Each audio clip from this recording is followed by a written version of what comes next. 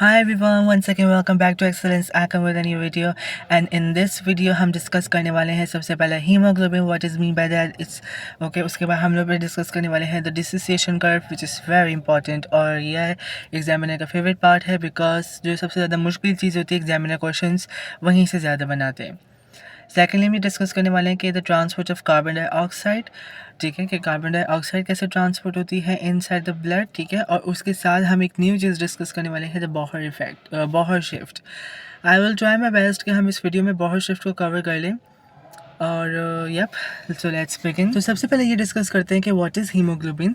Haemoglobin हमारे पास एक protein होता है, ठीक है। It is a type of protein which is found inside the red blood cells. RBCs के अंदर जो प्रोटीन मिलता है वो हीमोग्लोबिन प्रोटीन कहलाता है, ठीक है। Where the word heme means it is consist of iron, ठीक है। आपका जो फेरम होता है आयरन वो होता है इसके पास, वो मेटल होता है इसके पास। Secondly globin, globin is the globular protein. तो अब तुम्हें पता चलेगा कि which type of protein is it. हमारे पास दो किस्म के प्रोटीन्स होते हैं ना, एक होता है fibrous protein and other is the globular protein. तो ये हमारे पास ग्लोबुलर प्रोटीन है।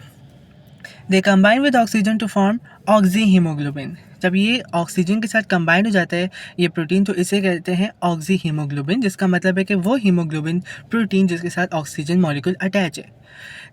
They are tools red blood cell uses for transporting oxygen.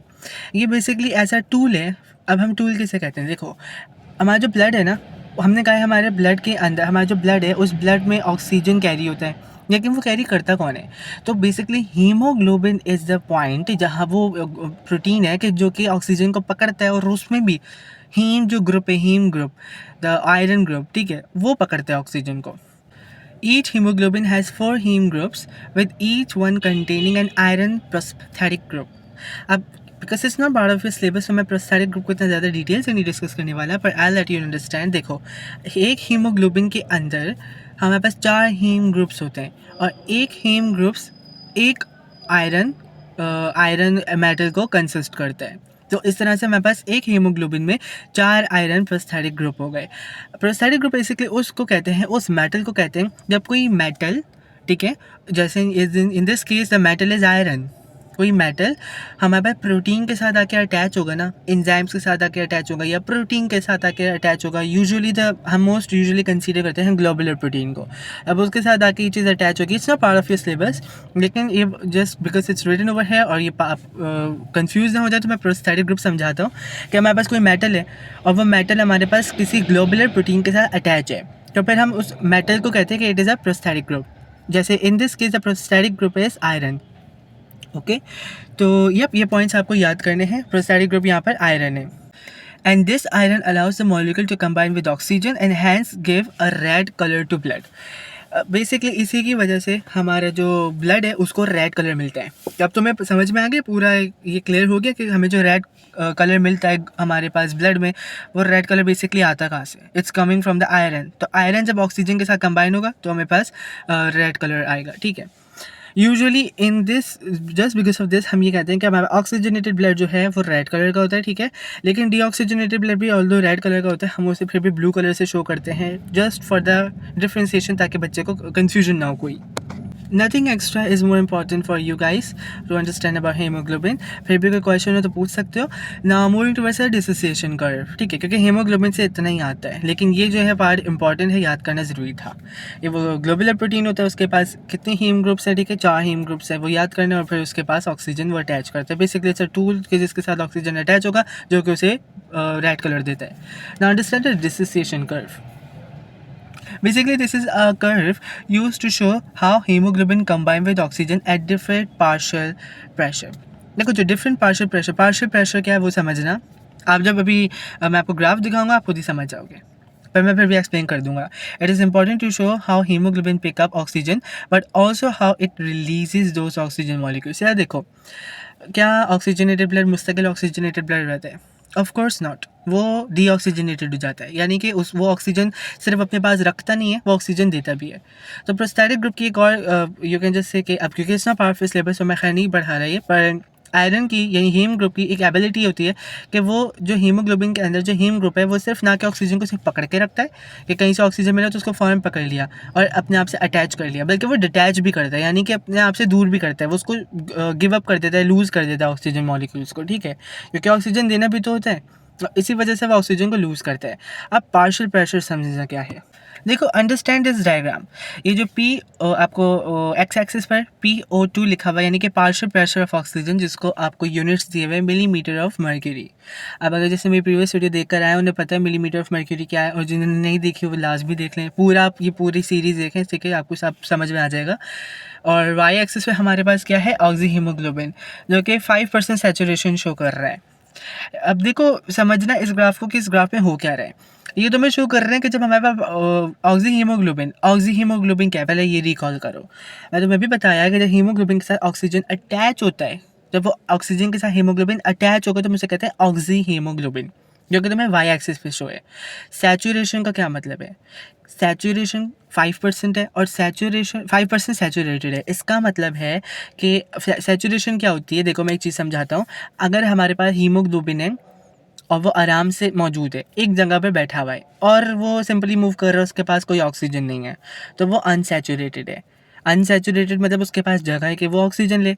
लेकिन अगर हीमोग्लोबिन बहुत सारे गुजर रहे हैं और उन सारे हीमोग्लोबिन में ऑक्सीजन को मैंने अटैच करवा दिया, तो अब मेरे पास मज़ीद ऑक्सीजन है, तो वो मैं कहाँ अटैच करवाऊँ, जगह तो है ही नहीं, क्योंकि सारे हीमोग्लोबिन ने ऑक्सीजन को कैरी किया हुआ है, तो सारे सैचुरेटेड हो गए। अब यहाँ पे लिखा हुआ है 5% सैचुरेटेड, यानी कि ऑक्सी हीमोग्लोबिन 5% सैचुरेटेड, यानी 5% इनके अंदर ऑक्सीजन है, ऑक्सीजन की वजह से 5% सैचुरेटेड हो गए, क्योंकि इनके पास ऑक्सीजन है, and that's why they are called oxy haemoglobin.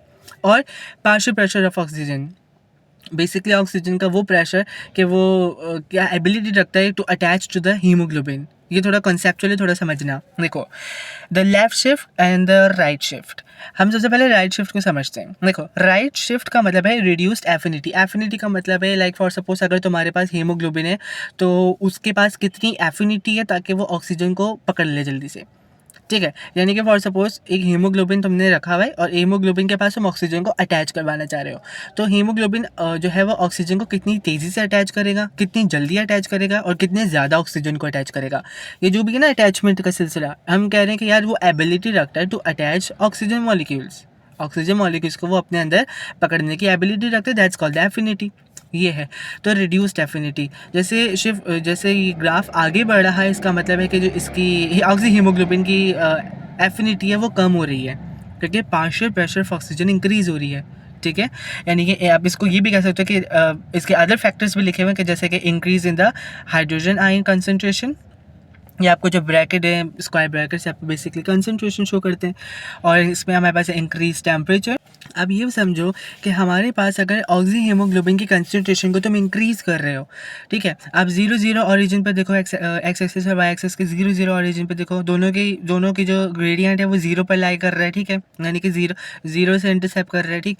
अब देखो, जैसे जैसे आप ऑक्सी हीमोग्लोबिन की कंसनट्रेशन को इंक्रीज़ कर रहे हो, जो पार्शियल प्रेशर ऑफ ऑक्सीजन है वो इंक्रीज़ हो रहा है, ठीक है। और जैसे ही partial pressure of oxygen increase होगा, अब देखो जिस तरह से partial pressure of oxygen increase हो रहा है ना, इसी तरीके से हमारे पास ऑक्सी हीमोग्लोबिन की कंसनट्रेशन इंक्रीज़ हो रही है, लेकिन ये कंटिन्यूस इंक्रीज नहीं है, कंटिन्यूस ग्रेडियंट नहीं है।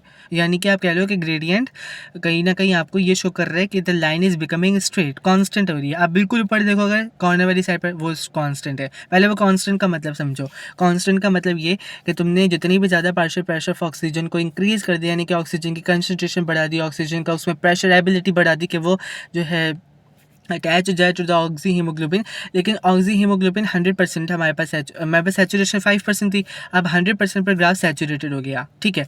व्हाट आई मीन टू से, ऑक्सी हीमोग्लोबिन की अब तुम्हारे अगर partial pressure of oxygen increase कर रहे हो, उसके इंक्रीज़ होने से कोई इम्पैक्ट नहीं पड़ा on your oxy haemoglobin. Oxy haemoglobin फिर भी कांस्टेंट है। अब कैसे, देखो अगर 80% या 80 या 90 मिलीमीटर ऑफ मर्क्यूरी पे देखो, वाई एक्स एक्सिस पर देखो, पार्शियल प्रेशर ऑफ ऑक्सीजन 80 और 90 के दरमियान देखो, एंड देन ऑब्वियसली 100 के दरमियान भी देखो। यहाँ पे लाइन थोड़ी सी तुम्हें कांस्टेंट वाइज लग रही है, उसका रीज़न समझो। और 70 पर कांस्टेंट या शायद अराउंड 50 या 60 पर बेटर ऑप्शन है, 60 पर कांस्टेंट होना शुरू हो रही है। What is the reason behind it? देखो, ऑक्सी हीमोग्लोबिन की, देखो तुम जितना भी पार्शियल प्रेशर बढ़ा दो, जब हमारे पास ऑक्सी हीमोग्लोबिन की कंसंट्रेशन इतनी नहीं है, इतनी ज़्यादा भी नहीं है वो, ठीक है, यानी कि वो एक क्वांटिटी में होंगे ना ऑक्सी हीमोग्लोबिन। ये थोड़ी है कि आप उसके भी बढ़ाए जा रहे हो, उसके भी आपने उसकी जितनी भी बढ़ा दी है, लेकिन वो सैचुरेटेड हो गए अब, यानी कि अब तुम जितने भी partial pressure of oxygen increase कर दो, उसका इम्पैक्ट कोई आएगा नहीं ऑक्सी हीमोग्लोबिन पे, ठीक है। उसकी वजह से क्या हो रहा है, हमारे पास ग्राफ कांस्टेंट बन रहा है। अब यहाँ पर एक चीज़ समझो, राइट शिफ्ट और लेफ्ट शिफ्ट, ठीक है। वैसे तो हमारे पास बहुत शिफ्ट ज़्यादा इंपॉर्टेंट होता है, ये जो है वो डिसोसिएशन कर्व आपको सिर्फ ये शो करता है कि हमारे पास ऑक्सी हीमोग्लोबिन के अंदर कितनी एबिलिटी है कि वो कितने पार्शियल प्रेशर ऑफ ऑक्सीजन, यानी कि बेसिकली ऑक्सीजन मॉलिक्यूल्स को अपने अंदर इनटेक कर पाए। और ऑक्सीजन को हम कैसे कैलकुलेट करते हैं? By the partial pressure of oxygen, जो कि मिलीमीटर ऑफ मर्क्यूरी में होता है। यानी कि हम बेसिकली ऑक्सीजन का प्रेशर चेक कर रहे हैं कि किस प्रेशर पर वो एबिलिटी रखता है कि वो ऑक्सी हीमोग्लोबिन पर अटैच हो सके, ठीक है। Oxyhaemoglobin already the haemoglobin that are attached to oxygen, ठीक है। और उसके बाद तुम देखो हमारे पास, और मैंने सिर्फ ये नहीं कहा कि हमारे पास जो है वो ऑक्सी हीमोग्लोबिन की एबिलिटी है कि वो ऑक्सीजन को अपने अंदर टेक रखता है। ऑक्सी हीमोग्लोबिन जो है वो ऑक्सीजन को लूज़ करता है, ऑफ कोर्स, क्योंकि उसके पास ऑक्सीजन है तो वो लूज़ भी करेगा। तो जिस तरह अब तुम ये अगर सेंस लगाओगे कि अगर पार्शियल प्रेशर ऑफ ऑक्सीजन की अगर तुम कंसिडरेशन को जितना भी इंक्रीज़ कर दो, लेकिन अगर एक दफ़ा ऑक्सी हीमोग्लोबिन को तुमने 100% कंप्लीट कर लिया, उससे सारे ऑक्सीजन छोड़ भी दिए, तब भी जाकर पार्शियल प्रेशर ऑफ ऑक्सीजन को बढ़ाने से कोई तुम्हारा कोई इम्पैक्ट नहीं पड़ रहा, लाइन फिर भी स्ट्रेट जा रही है, ठीक है। सो ये थोड़ा सा कर्व है, समझना ज़रूरी है, इसका स्क्रीनशॉट लेना। फिर भी कहीं कन्फ्यूजन हो, कुछ समझ नहीं आया, कोई पार्ट क्लियर ना हो तो मुझे कमेंट कर सकते हो, पूछ सकते हो, ठीक है। Let's discuss the dissociation curve, यहाँ पर थोड़ा बेहतर समझाएंगे। At low partial pressure of oxygen the percentage saturation is very low, ये हम ऑलरेडी डिस्कस कर चुके हैं।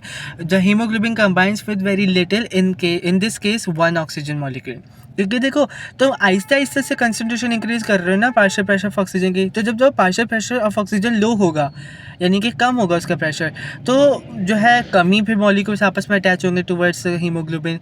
As partial pressure increases it gets easier. अब जैसे जैसे पार्शियल प्रेशर इंक्रीज होगा, जैसे मैंने आपको बताया, तो हीमोग्लोबिन जो है वो ऑक्सीजन के साथ ज़्यादा अटैचमेंट करेंगे।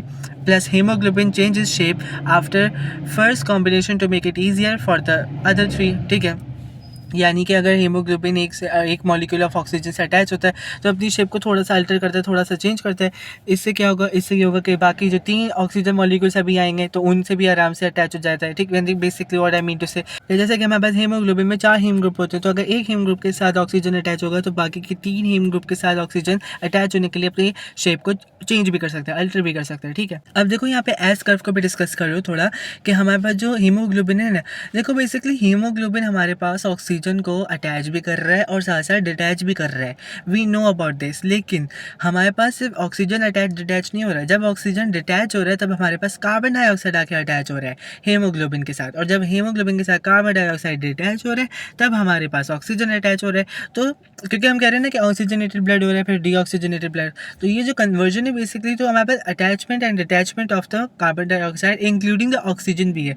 हम जो oxygen partial pressure of oxygen समझ रहे हैं, तो मैं partial pressure of carbon dioxide के चेंजेस को भी अकाउंट में लेना पड़ेगा, कि नहीं सिर्फ ये जो ऑक्सीजन है ये अटैच डिटैच नहीं हो रहा, इसी के साथ साथ ये हो रहा है, लेकिन इसी के साथ साथ कार्बन डाइऑक्साइड भी अटैच डिटैच हो रहा है। And where there are high concentration of carbon dioxide means high partial pressure। और तुमने ये पूरी वीडियो देखकर आए, ठीक है, प्रीवियस वीडियो तुमने देखी है, तुम्हारा माइंडसेट बहुत अच्छा बना हुआ है इस चैप्टर के बारे में। तुम ये चीज़ समझते हो कि यार अगर कोई बंदा काम कर रहा है, उसके मसल कॉन्ट्रैक्शन हो रहे हैं, मसल फंक्शन कर रहे हैं, तो वो कार्बन डाइऑक्साइड भी तो प्रोड्यूस कर रहे हैं, ठीक है। जैसे कि मसल सेल्स हो गए, usually respiring cells that actually do need oxygen. हमारे पास कार्बन डाइऑक्साइड सबसे ज़्यादा वहाँ बनेगी, ज़्यादा ऑक्सीजन यूटिलाइज होगा। What I mean to say, अगर तुम एक्सरसाइज कर रहे हो या तुम भाग रहे हो, तुम रन कर रहे हो, स्पीड से रन कर रहे हो या स्पीड से तुम एक्सरसाइज कर रहे हो, तुम्हारी एनर्जी वेस्ट हो रही है और तुम्हें एनर्जी की रिक्वायरमेंट भी है, तो वो तुम्हें ऑक्सीजन दे रहा है। जब तुम ऑक्सीजन को दे रहे हो तो तुम वापस भी तो कुछ प्रोड्यूस कर रहे हो, या तुम सिर्फ ऑक्सीजन लिए जा रहे हो।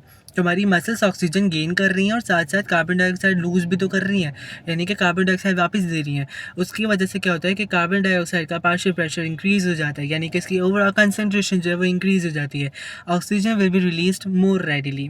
यहाँ पर फिर ऑक्सीजन मोर रेडिली रिलीज होता है। अब देखो ऑक्सीजन ज़्यादा जल्दी रिलीज़ क्यों हो रहा है? हीमोग्लोबिन में ऑलरेडी तुम अपने कार्बन डाइऑक्साइड की कंसनट्रेशन को इंक्रीज़ कर दिया है। हीमोग्लोबिन में जो ऑक्सीजन है, अब वो हीमोग्लोबिन अपना ऑक्सीजन को छोड़ेगा और जल्दी से कार्बन डाइऑक्साइड को पकड़ेगा। तो ऑक्सीजन जल्दी से वो छोड़ रहा है, यानी कि डिटैच कर रहा है, यानी कि वो बहुत ज़्यादा रेडिली ऑक्सीजन को रिलीज़ कर रहा है हीमोग्लोबिन, और जल्दी से कार्बन डाइऑक्साइड को ले रहा है। क्यों? क्योंकि कार्बन डाइऑक्साइड की कंसनट्रेशन इतनी इंक्रीज़ हो गई कि तुम काम किए जा रहे हो, तुम्हारी मसल कॉन्ट्रैक्शन हो रही है, उसको ज़्यादा ऑक्सीजन चाहिए, उसने इतना ज़्यादा कार्बन डाइऑक्साइड दे दिया है कि हीमोग्लोबिन के पास टाइम नहीं बचा कि वो जो है वो आराम से प्रोसेस करे। वो जल्दी से ऑक्सीजन छोड़ेगी, कार्बन डाइऑक्साइड पकड़ेगी और आगे चली जाएगी। तो इस तरह से वो क्या बनाएगी? Deoxygenated blood. ठीक है, अब इसको थोड़ा मजीद समझते हैं। Let's start the Bohr shift. Bohr shift हमारे पास कहता है कि when carbon dioxide enters the red blood cell, carbonic anhydrase allows it to combine with water to form carbonic acid. क्या मतलब? जब आरबीसी में, यानी कि ब्लड में जो आरबीसीज होते हैं, ठीक है, रेड ब्लड सेल में जब कार्बन डाइऑक्साइड एंटर होगा, इतना ज़्यादा तो मैंने कार्बन डाइऑक्साइड बना लिया है, जब वो एंटर होगा ना, तो हमारे पास एक चीज़ है बेसिकली, इट्स कार्बोनिक एनहाइड्रेस। ठीक है, कार्बोनिक एनहाइड्रेस क्या करता है? कार्बन डाइऑक्साइड को वाटर के साथ कंबाइन करने में हेल्प करता है। यानी कि कार्बन डाइऑक्साइड प्लस वाटर, और जो ये रिएक्शन होता है, it happens in the presence of carbonic anhydrase, और क्या बनाता है ये? Carbonic acid. ठीक है, and the carbonic acid dissociates into hydrogen bicarbonate and hydrogen ions। अब जो कार्बनिक एसिड है ये दो टुकड़ों में टूटती है, एक तो बनाती है ये हाइड्रोजन आयन और दूसरा बनाती है हाइड्रोजन बाइकार्बोनेट। ठीक है, the hydrogen ion is actually taken up by the haemoglobin. ये जो हाइड्रोजन आयन होता है ये इधर उधर घूम रहा होता है, और हीमोग्लोबिन का फंक्शन है कि हीमोग्लोबिन इस हाइड्रोजन आयन को फ़ौरन से अपने अंदर ले लेती है। ठीक है, यानी कि पकड़ लेती है, and hence the oxygen has to be released, और इसी की वजह से ऑक्सीजन को रिलीज़ होना होता है। ठीक है, और इस तरह ये basically this is the process कि किस तरह से ऑक्सीजन रिलीज़ हो रहा है। अब एग्जामिनर आपको एक क्वेश्चन दे सकता है।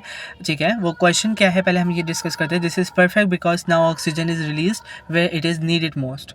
जितनी ज़्यादा, अब खुद देखो, ये कॉमन सेंस बन रही है ना, जहाँ ज़्यादा कार्बन डाइऑक्साइड है वहाँ पर ज़्यादा कार्बन डाइऑक्साइड होने की वजह से जो है वो कार्बनिक एनहाइड्रेट उसका वाटर के साथ रिएक्ट करवा रहा है, और जैसे वो वाटर के साथ रिएक्ट करवाएगा तो क्या बनेगा हमारे पास? कार्बनिक एसिड। कार्बनिक एसिड दो हिस्सों में जो है वो डिसोसिएट होता है। एक हाइड्रोजन बाइकार्बोनेट बनता है जो कि ब्लड में ही रहता है, और दूसरा हाइड्रोजन आयन बनता है जो कि हीमोग्लोबिन अपने अंदर ले लेता है, और उसी के बाद क्या होता है? ऑक्सीजन रिलीज हो जाता है, क्योंकि हीमोग्लोबिन जब हाइड्रोजन आयंस को लेगा तो खुद ब खुद वो ऑक्सीजन को रिलीज़ कर देगा, और इसकी वजह से तुम्हें नहीं लगता बहुत बेनिफिशियल है कि जहाँ पर ऑक्सीजन चाहिए वहीं पर ही ऑक्सीजन जाती है। जहाँ कार्बन डाइऑक्साइड की कंसनट्रेशन वो हाई देखता है तो हीमोग्लोबिन ये फंक्शन कर लेता है। इसकी वजह से क्या होता है?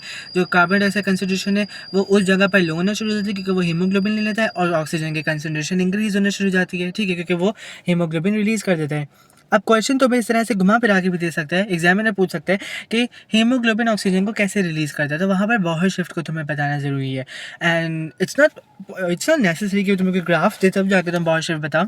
वो तुमसे क्वेश्चंस में बॉहर शिफ्ट, एक्सप्लेन बॉहर शिफ्ट, ठीक है, तुमसे इस तरह के क्वेश्चन पूछ सकता है वो तुमसे, लेकिन स्ट्रेट फॉरवर्ड क्वेश्चन नहीं पूछेगा। और तुमसे ये पूछ सकता है कि जहाँ पर ऑक्सीजन की कंसनट्रेशन लो है और कार्बन डाइऑक्साइड की कंसनट्रेशन हाई है तो वहाँ हीमोग्लोबिन क्या काम करेगा। तो आपको ये पॉइंट्स लिखना ज़रूरी है कि वो कार्बनिक एसिड किस तरह बनती है। ठीक है, और उसकी वजह से जो है फिर कार्बनिक एसिड डिसोसिएट होती है, तो फिर हाइड्रोजन आइंस कौन लेता है, उसकी वजह से ऑक्सीजन कैसे रिलीज़ हो रही है, कार्बन डाइऑक्साइड कैसे इनटेक जा रहा है। ठीक, ये सारे प्रोसेस समझाना ज़रूरी होता है।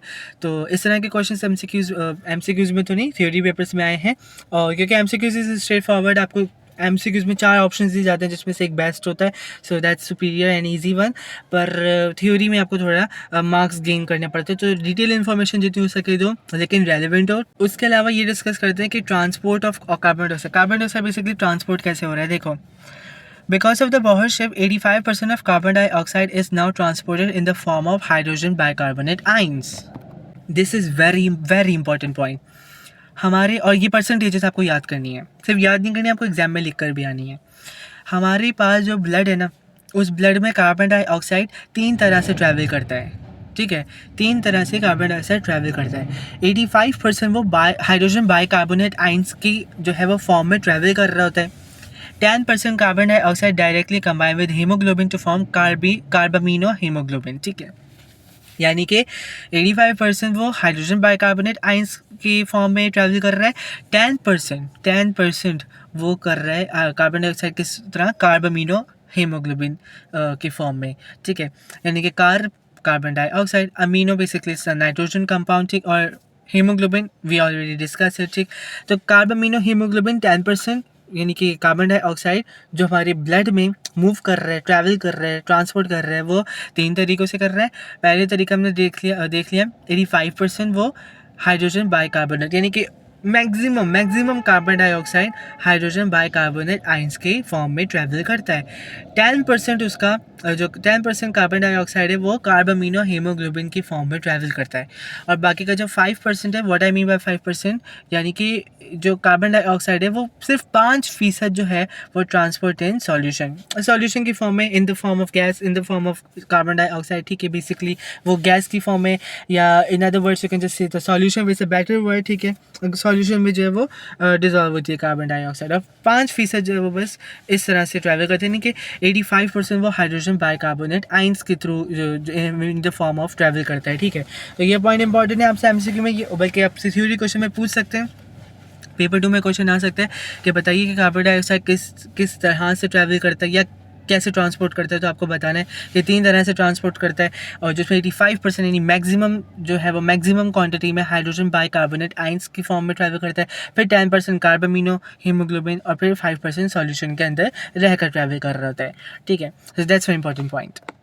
And now let's discuss the main diagram. इस डायग्राम से तुम्हें बहुत इंपॉर्टेंट चीज़ें पता चल जाएंगी। एक जगह पे तुम्हें डायग्राम दी हुई है of a cell, of a tissue cell, ठीक है, और उसी के साथ ब्लड की, और दूसरी जगह पे तुम्हें दी हुई एल्वेओलस की, यानी कि लंग्स, और उसी के साथ यानी कि बेसिकली तुम्हें क्या शो कर रहे हैं, systematic circulation and pulmonary circulation. याद आया, ठीक है, first video was about that. अब ये देखो, हमारे पास जो टिश्यू सेल है ना, उसमें जो सेल मेटाबॉलिज्म है, यानी उसे फंक्शन किया, हमारे पास मसल्स कॉन्ट्रैक्शन है, कार्बन डाइऑक्साइड प्रोड्यूस कर दिया। अब ये जो कार्बन डाइऑक्साइड प्रोड्यूस किया, ये हमारे पास ब्लड के अंदर आए। जब ये ब्लड के अंदर आए ना, ठीक है, इसको हम कहते हैं सिस्टमैटिक कैपिलरी, ठीक है। Just for the general knowledge, और पार्ट ऑफ सिलेबस भी है, like you can just note it, ताकि एग्जामिनर अगर क्वेश्चन पूछ भी लिया तो कहीं तुम फंस नहीं जाओ, तो हमें चीज़ें पता हों। इसको सिस्टमैटिक कैपिलरी कहते हैं क्योंकि सिस्टमैटिक सर्कुलेशन में आती है, और पल्मोनरी कैपिलरी कह रहे हैं क्योंकि वो पल्मोनरी सर्कुलेशन में आ रही है, ठीक है। नाउ जो कार्बन डाइऑक्साइड ब्लड के अंदर है ना, उसे हीमोग्लोबिन ने पकड़ लिया, लेकिन ये आरबीसीज है, ठीक है, ये जो रेड कलर की शेप में है ये आरबीसीज है, लाइक मैं तो उसको रेड ही कहूँगा, ठीक, और ये आरबीसीज है, और ये हमारे पास कार्बन डाइऑक्साइड को वाटर के साथ ऐड कौन करवा रहा है, कार्बोनिक एनहाइड्रेस। तो वो क्या बन रही है, कार्बोनिक एसिड बन रही है, फिर कार्बोनिक एसिड डिसोसिएट हो रहा है into hydrogen ions and into the carbonic acid, ठीक है। कार्बोनिक एसिड बेसिकली बन रही है बाइकार्बोनेट, हाइड्रोजन बाइकार्बोनेट में, हाइड्रोजन बाइकार्बोनेट, और उसी के साथ साथ यानी कि 2 आइंस बन रहे हैं यहाँ पर। और हमारे पास ये कि हाइड्रोजन आइन पॉजिटिव होता है, बाइकार्बोनेट आइन नेगेटिव होता है, फिर बाइकार्बोनेट आइन, अब देखो हाइड्रोजन आइन जो है वो हमारे पास हीमोग्लोबिन पकड़ रहा है, हीमोग्लोबिन में जा रहा है, HB is representing the heme group, ठीक है, हीमोग्लोबिन। और हमारे पास जो बाइकार्बोनेट आइंस है वो हमारे पास कहाँ पर जा रहे हैं, bicarbonate ions are go out of the RBC से बाहर जा रहे हैं, और उसी के साथ साथ क्लोरीन अंदर आ रहा है, ठीक है। जैसे हम क्लोराइड शिफ्ट भी कहते हैं मोस्ट यूजुअली, पर ये जो है वो बहुत इंपॉर्टेंट चीज़ है बहरहाल, ठीक है। तो yup that's all the thing. और यहाँ पर क्यों, क्योंकि कार्बन डाइऑक्साइड बहुत ज़्यादा हो रही है टिश्यू में, तो वो वापस कौन ले रहा है, ब्लड ले रहा है, जिसमें आरबीसी ले रहा है, ठीक है, हीमोग्लोबिन। और वहीं पर ही दूसरी जगह पर हमारे पास जो एल्वेओलस है, तो एल्वेओलस में हमारे पास क्योंकि कार्बन डाइऑक्साइड की कंसनट्रेशन हमारे पास ब्लड में बहुत ज़्यादा है, तो क्या करेगा, अब इसे वापस जो है वो डिफ्यूज़ आउट कर रहा है। और डिफ्यूज़ आउट का क्या प्रोसेस है, अब डिफ्यूज़ आउट में तुम एरो देखो, ये जो क्लोरीन अंदर गया था, ठीक है, जो क्लोराइड शिफ्ट आप कह रहे हो, क्लोरीन अंदर गया था, अब यही क्लोरीन बाहर आ रहा है, और बाइकार्बोनेट आयन अंदर जा रहे हैं। और जब बाइकार्बोनेट आयन अंदर जा रहे हैं, तो जो हीमोग्लोबिन है जिसने हाइड्रोजन आइंस को पकड़ के रखा था, देखो थोड़ा कॉन्सेप्चुअली समझना, जो हीमोग्लोबिन है जिसने हाइड्रोजन आइंस को पकड़ के रखा था अभी, यानी कि वो पकड़ के ट्रैवल कर रहा था ताकि वो लंग्स तक पहुंच जाए। अब जब वो लंग्स तक पहुंच गया, तो अब हीम ग्रुप जो है, ये हीमोग्लोबिन जो है वो क्या करेगा, हाइड्रोजन आइंस को छोड़ देगा। हाइड्रोजन आयन को छोड़ दिया, और जब क्लोरीन बाहर चला गया आरबीसी से, तो आरबीसी के अंदर क्या गया, bicarbonate ion. Hydrogen bicarbonate ion और हाइड्रोजन आयन दो आपस में मिलकर कार्बोनिक एसिड वापस बना रहे। और फिर अब जब कार्बोनिक एसिड बन गई, तो इस कार्बोनिक एसिड को जो है कार्बन डाइऑक्साइड और हाइड्रोजन में ब्रेक डाउन कर रहा है। और ब्रेक डाउन कर कौन रहा है, कार्बोनिक एनहाइड्रेस। यानी कि और फिर हमारे पास क्या हुआ कि कार्बनिक एनहाइड्रेस जो था, ठीक है। अब हमारे पास कार्बनिक एनहाइड्रेस वहाँ पर जो टिश्यू है, यानी कि सिस्टमेटिक सर्कुलेशन, कार्बनिक एनहाइड्रेस को क्योंकि बॉडी में हमारे पास सिग्नल्स जाते हैं, उन्हें पता होता है कि अब क्या करना है। तो क्योंकि कार्बन डाइऑक्साइड की कंसंट्रेशन इंक्रीज हो रही थी, तो उसने इसको जल्दी से वाटर के साथ अटैच करके कार्बनिक एसिड बना दिया। अब यहाँ पर इसे पता है कि यहाँ पर कार्बन डाइऑक्साइड की कंसंट्रेशन हाई है, वहाँ पर ऑक्सीजन की कंसंट्रेशन हाई है, और हमें ऑक्सीजन चाहिए बहुत ज़्यादा, क्योंकि बहुत ज़्यादा कार्बन डाइऑक्साइड बॉडी के लिए खतरनाक दे, इन द ब्लड बहुत ख़तरनाक दे। तो क्या होगा, अब ये जो कार्बनिक एनहाइड्रेस है, ये इस कार्बनिक एसिड को ब्रेक डाउन करेगा इन कार्बन डाइऑक्साइड और वाटर। तो वाटर तो as it is in the, हमें पढ़ा था हम लोगों ने, कंटेंट ऑफ ब्लड में वाटर रहेगा, और उसी के साथ जो कार्बन डाइऑक्साइड है वो बाहर रिलीज हो जाएगा। This is very important slide. मैं तुम्हें कहूँगा कि अब तक तुमने जितनी भी प्रीवियस वीडियो में स्लाइड्स देखें वो जस्ट फॉर द इन्फॉर्मेशन थी, लेकिन यहाँ पर कॉन्सेप्चुअल भी है। पॉज करो, इसका स्क्रीनशॉट ले लो ताकि तुम्हें चीज़ें पता हैं और पता रहे, ताकि तुम थ्योरी बे पेपर क्वेश्चन अच्छा लिख पाओ। सो थ्योरी के लिहाज से क्वेश्चन बहुत इंपॉर्टेंट आते हैं इस तरह के, और आपको जो है वो मार्क्स गेन करने पड़ते हैं, एज सिक्योर करो अपना पेपर 2 में। And I wish you all the best. अगर पेपर कोई क्वेश्चन हो तो लाजमी पूछ लेना है, और इंस्टाग्राम पर लाजमी जाके फॉलो करो फॉर 1000 फॉलोअर्स, और यहाँ पर भी जल्दी से सब्सक्राइबर को इंक्रीज़ कर दो टिल 10,000 सब्सक्राइबर्स चाहिए मुझे यहाँ पर, ठीक है। बाकी कोई भी कन्फ्यूजन है तो कमेंट सेक्शन में पूछ सकते हो, इंस्टा पे DM कर सकते हो। I will see in the next video, till that take care.